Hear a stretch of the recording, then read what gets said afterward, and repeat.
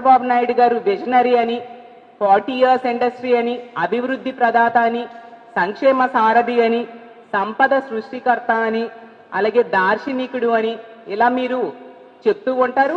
చంద్రబాబు నాయుడు గారే స్వయంగా నేనే సెల్ ఫోన్ కనిపెట్టాను, కంప్యూటర్ నేనే కనిపెట్టాను, హైదరాబాద్ నేనే కట్టానని చెప్తారు కదా. మరి చెప్పినప్పుడు ఇంత సంపద సృష్టించే కెపాసిటీ ఉన్న వ్యక్తి ఒక ఆడబిడ్డ నిధి ఇవ్వలేరా?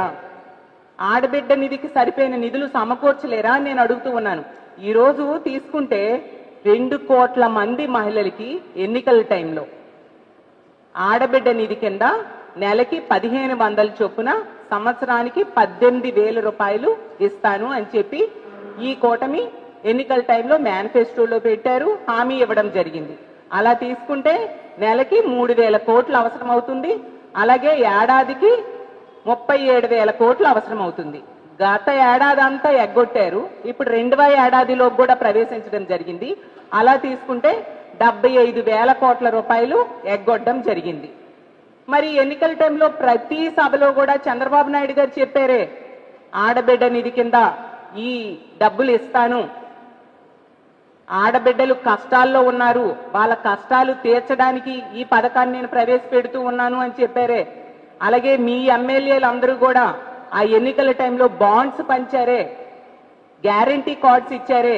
రామానాయుడు గారు అయితే మరి చెప్పనే అవసరం లేదు, నీకు 15,000, నీకు 18,000, నీకు 36,000, నీకు 48,000 అంటూ ఇంటికి వెళ్ళిన ప్రతి ఇంట్లో కూడా చెప్పి వాళ్ళని మభ్యపెట్టిన సంగతి ఈ రాష్ట్ర ప్రజలు ఎవరూ మర్చిపోలేదే. అప్పుడు గుర్తులేదా? ఇవన్నీ అమలు చేయాలంటే ఆంధ్రప్రదేశ్ రాష్ట్రాన్ని అమ్మాలి అని ఇప్పుడు మీరు చెప్తున్న వ్యాఖ్యలు అప్పుడు మీకు గుర్తులేదా అని అడుగుతున్నాను. ఎందుకు లోకేష్ గారు యువగలం పాదయాత్రలు కూడా ఈ హామీలన్నీ ఇవ్వడం జరిగింది కదా, అప్పుడు గుర్తులేదా అని అడుగుతున్నాను. చంద్రబాబు నాయుడు గారు ఏం చెప్పారు ఎన్నికల టైంలో? వీడియోలు మనం చూస్తే అర్థమవుతుంది.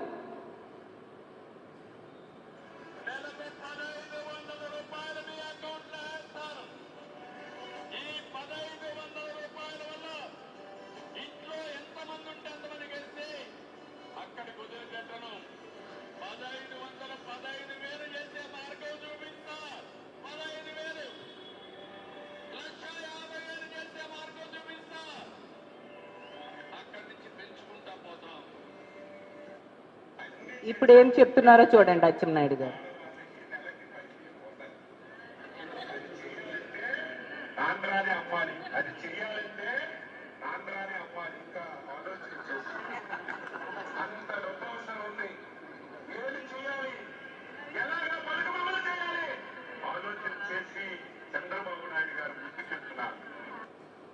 అలాగే యాడ్స్ లో ఏ విధంగా ఓదరగట్టారో అది కూడా చూపిస్తాను మీకు.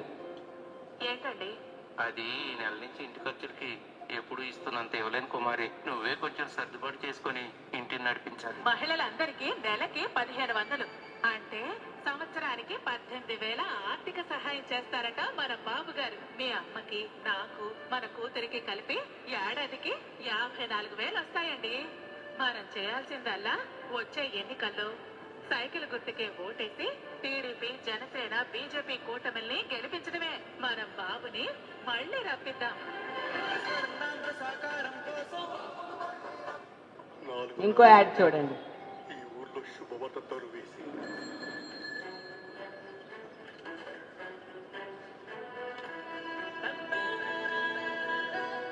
ఇప్పుడై మామా రాష్ట్రమంతా గంతులేసే దరువు.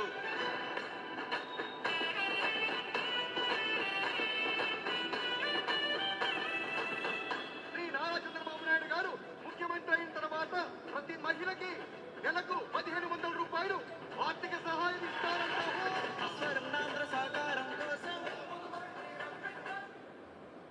సాంగ్స్ చూడండి.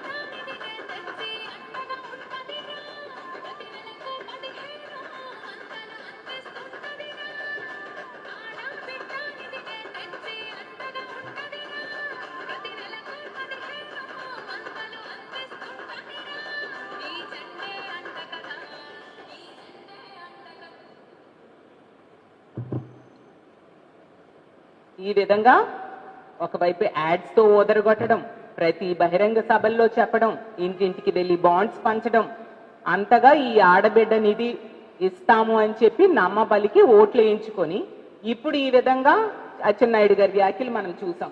ఆడబిడ్డ నిధి ఇవ్వాలంటే రాష్ట్రాన్ని ఆలోచన చేస్తున్నారట, ఆంధ్రానే అమ్మాలంట. ఎంత దారుణం! అంటే మోసానికి పరాకాష్ఠగా లేదా అచ్చెన్నాయుడు గారి వ్యాఖ్యలు? గత ఏడాది ఇవ్వాల్సిన 37,000 కోట్లు, ఈ ఏడాది ఇవ్వాల్సిన 37,000 కోట్లు ఇస్తారేమని మహిళలు ఆశగా ఎదురు చూస్తూ ఉంటే ఇతని వ్యాఖ్యలు మహిళలకి తీవ్రమైన నిరాశను గురి చేశాయి. ఇది అచ్చెన్నాయుడు గారి వ్యాఖ్యలే అని నేను అనుకోవట్లేదు, చంద్రబాబు నాయుడు గారి వ్యాఖ్యలు కూడా. ఎందుకంటే 2 నెలల క్రితం చంద్రబాబు నాయుడు గారు చెప్పారు, ఈ హామీలన్నీ అమలు చేసేసాము, ఎవరైనా చేయలేదు అని చెప్తే వాళ్ళ నాలిక మందమని. అదే మాటలు ఇప్పుడు అచ్చెన్నాయుడు గారు కూడా వెల్లివేస్తూ ఉన్నారు. ఈ ఆడబిడ్డ నిధి ఇవ్వాలంటే రాష్ట్రాన్ని అమ్మాలి, మిగతా పథకాలన్నీ కూడా మేము ఇచ్చేసాం.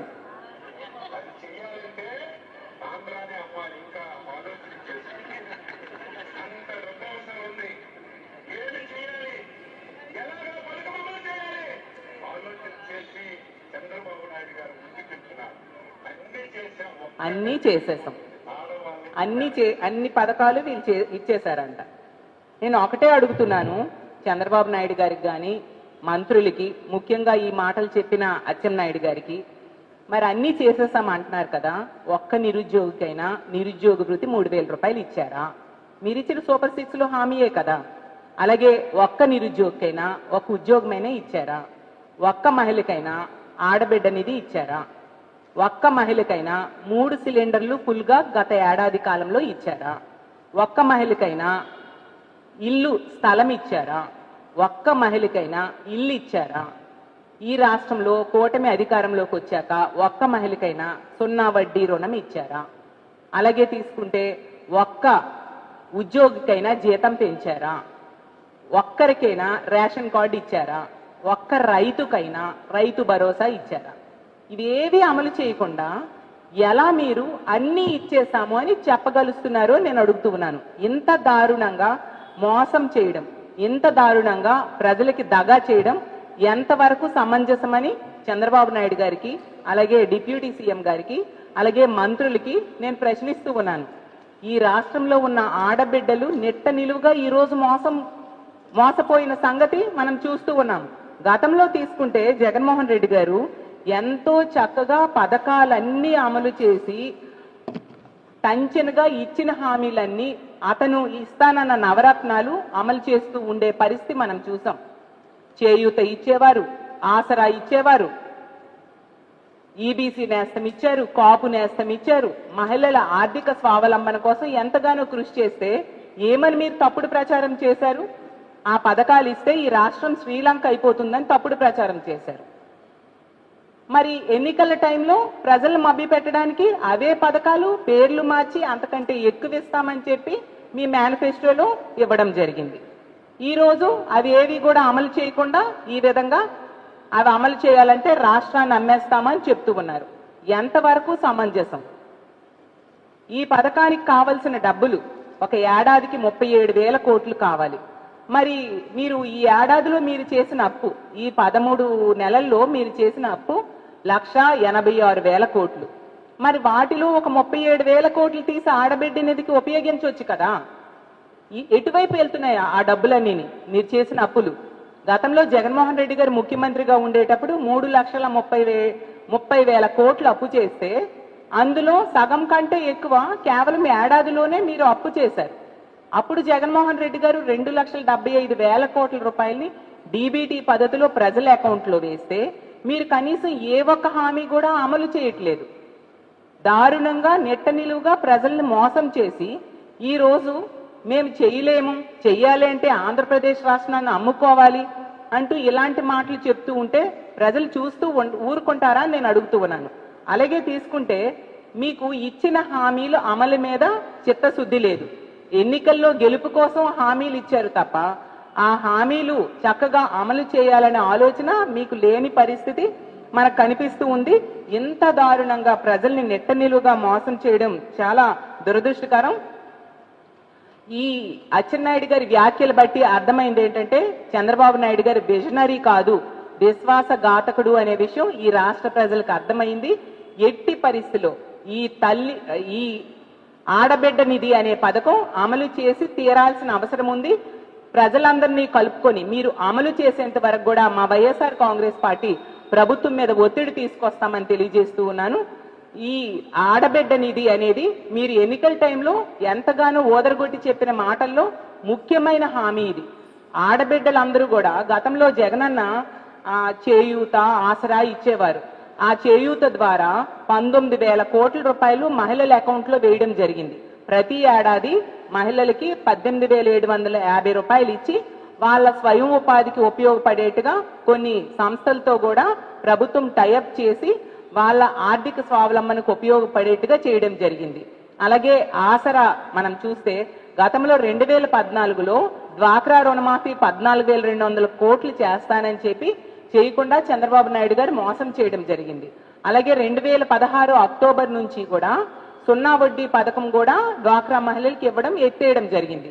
దాంతో ఏబీ గ్రేడ్లుగా ఉన్న డ్వాక్రా సంఘాలు సిడి గ్రేడ్లుగా మారిపోయాయి. అలాంటిది జగనన్న ముఖ్యమంత్రి అయ్యాక ఆసరా ద్వారా 25,000 కోట్ల రూపాయల్ని మహిళల అకౌంట్లో వాళ్ళకి 2019 ఏప్రిల్ వరకు ఉన్న అప్పునంతటిని వేసి అప్పుని తీర్చడం జరిగింది. అంత చక్కగా మహిళలను ఆదుకోవడం వలన జగనన్న ముఖ్యమంత్రి అయ్యాక సిడి గ్రేడ్స్ లో ఉన్న డ్వాక్రా సంఘాలు మళ్ళీ ఏబీ గ్రేడ్స్ లోకి మారడం జరిగింది. అంతగా మహిళలకి ఆర్థికంగా, రాజకీయంగా, సామాజికంగా ఉన్నత స్థానంలో కూర్చోబెట్టడానికి జగన్మోహన్ రెడ్డి గారు కృషి చేస్తే, అదే మహిళలకి జగనన్న ఇస్తానన్న కంటే ఎక్కువ హామీలు ఇస్తానని చెప్పి, ఎక్కువ మేలు చేస్తానని చెప్పి ఆ రోజు అధికారంలోకి రావడానికి అలవి కాని హామీలన్నీ మేనిఫెస్టోలో పెట్టి సూపర్ 6 అని చెప్పి, సూపర్ 7 అని చెప్పి 143 హామీలు ప్రజలకి ఇచ్చి ఏ ఒక్కటి అమలు చేయకుండా ఈ రోజు ఇంత దారుణంగా మోసం చేయడం ఎంతవరకు సమంజసమని నేను అడుగుతూ ఉన్నాను. ఖచ్చితంగా ఈ హామీలన్నీ కూడా అమలు అయ్యేంత వరకు కూడా మా వైఎస్ఆర్ కాంగ్రెస్ పార్టీ ప్రజల తరపున పోరాటం చేస్తుందని తెలియజేసుకుంటూ సెలవు తీసుకుంటున్నాను. Thank you.